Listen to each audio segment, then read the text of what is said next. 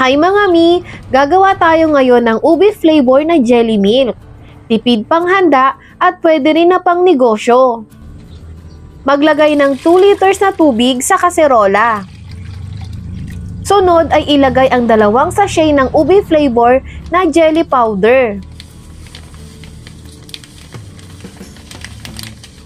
Ilagay na din ang 1/2 cup ng sugar.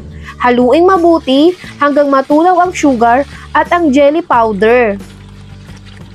Kapag nahalo na ng mabuti, ay tsaka natin bubuksan ang kalan.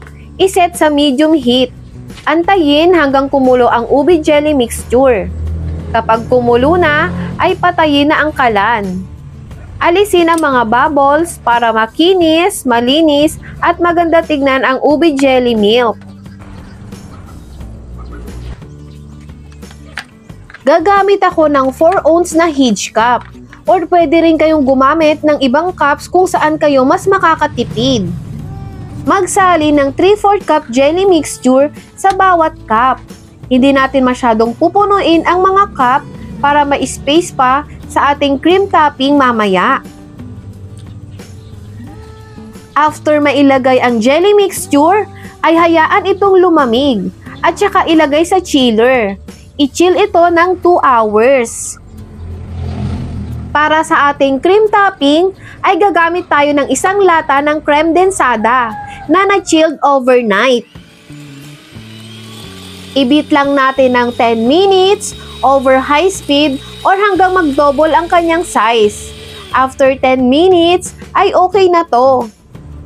Kapag malamig na or chilled na ang ating ube jelly, maglagay ng 1 tablespoon ng creme densada sa ube jelly.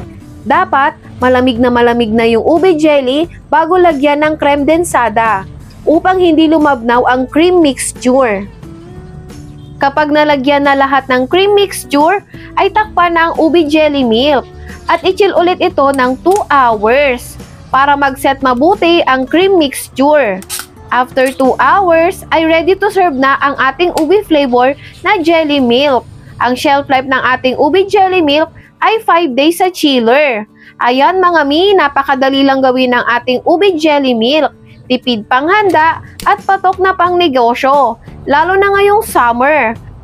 Pwede siya mabenta ng 10 to 15 pesos per cup. Nasa dulo ng video ang complete recipe, costing, and selling price. Mag-follow para sa susunod pa na pang negosyo recipe. Bye!